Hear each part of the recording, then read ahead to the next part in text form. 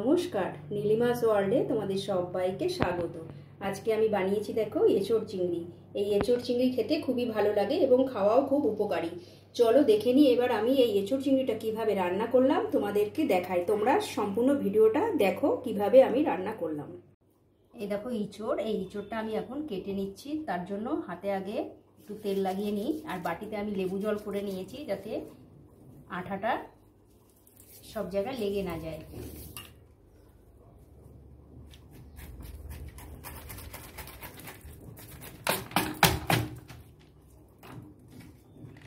দেখো কেটে নিয়েছি। এবার আমি আস্তে আস্তে, এঁচোড়টা একটু বড় হয়ে গেছে,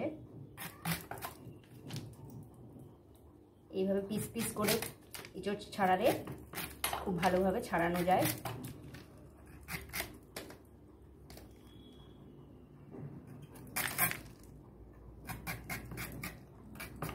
দেখো এবার আটিটা এই যে ফেলে দিচ্ছি, দিয়ে এইভাবে পিস পিস করে কেটে নিচ্ছি।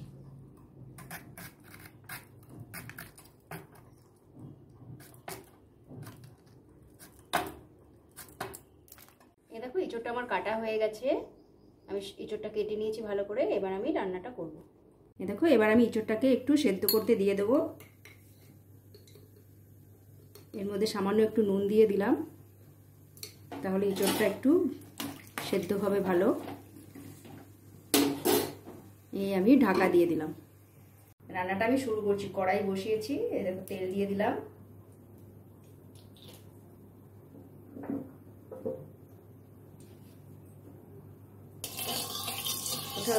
প্রথমে আমি আলুটা ভেজে নিচ্ছি।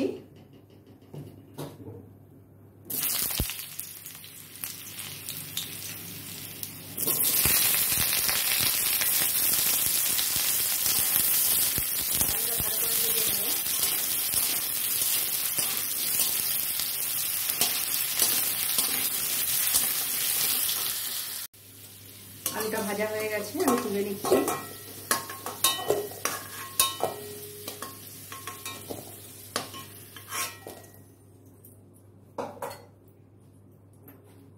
আরো একটু তেল দিয়ে দিলাম।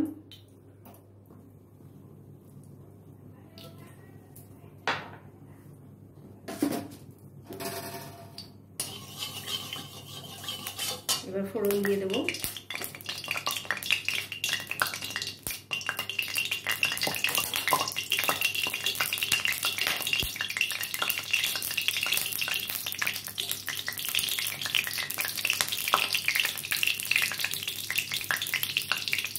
আর দিয়ে দেবো তেজপাতা, শুকনো লঙ্কা।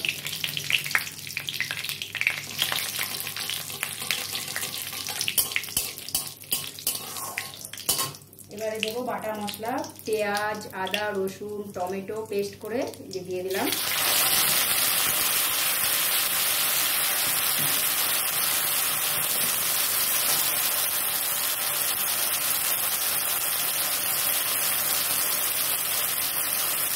এবার দিয়ে দেবো স্বাদ মতো লবণ।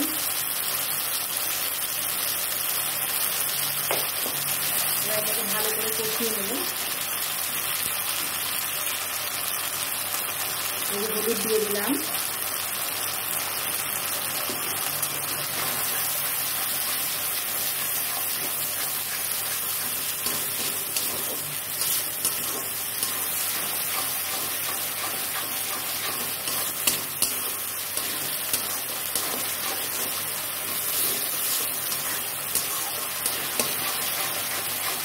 এবারে একে একে সব মশলাগুলো দিয়ে দেবো।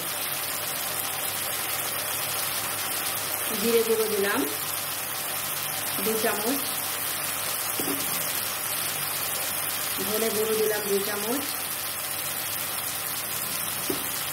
আর দিলাম কাশ্মীরি মির্চ।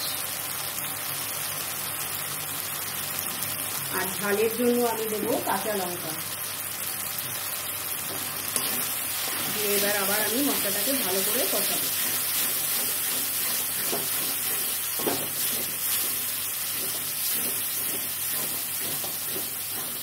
দেখো এবার একটু আমি এর মধ্যে দিয়ে দিচ্ছি জল।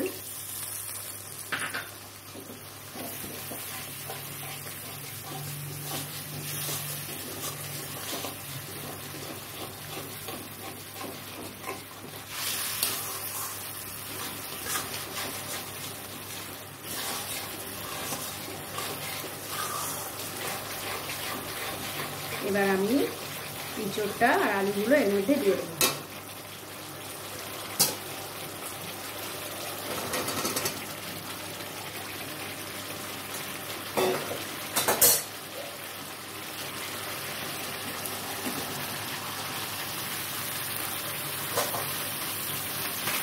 এবার এটাকে আবার ভালো করে কষিয়ে নেব।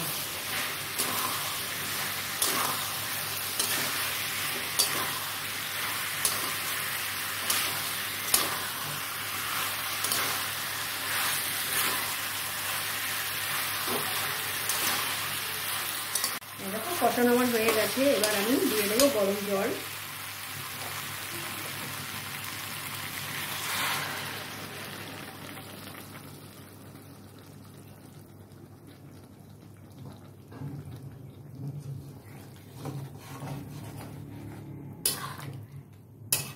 আর এবার দিয়ে দেব চিংড়ি মাছ।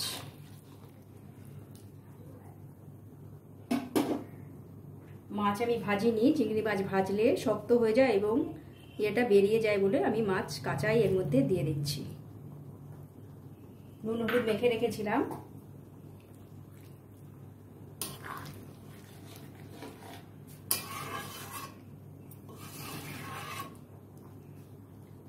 এবার ফুটে উঠবে, ফুটে উঠলে আমি 5 মিনিটের জন্য ঢাকা দিয়ে দেব, যেহেতু আমি এঁচোড়টা সেদ্ধ করে রেখেছি।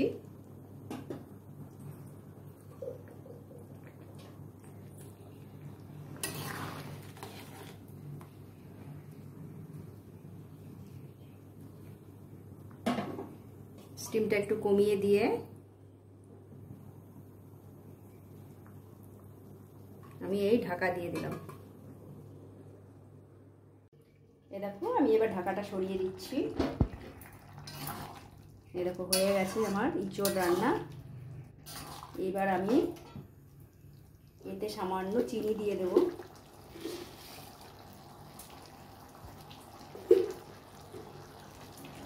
দিয়ে ঘেটে দিলাম। এইবার দেব একটু গরম মশলা।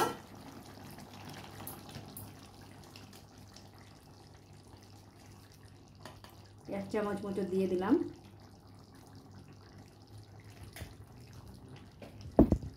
আর দিয়ে দেব 1 চামচ মতো ঘি।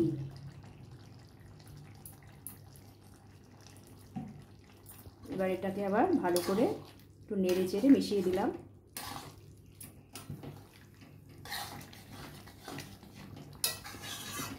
হয়ে গেল আমার এঁচোড় চিংড়ি। তোমরা এইভাবে রান্না করে খেয়ে দেখবে, খুব ভালো লাগে। এবার আমি এটাকে নামিয়ে নিচ্ছি। এই দেখো আমি এঁচোড় চিংড়িটা নামিয়ে নিয়েছি। তৈরি হয়ে গেছে আমার এঁচোড় চিংড়ি। তোমরা এইভাবে এঁচোড় চিংড়ি রান্না করে খেয়ে দেখবে, খুব ভালো লাগে। আমার এই রান্নাটা যদি তোমাদের ভালো লাগে তাহলে ছোট্ট করে লাইক, শেয়ার ও সাবস্ক্রাইব করবে। ধন্যবাদ।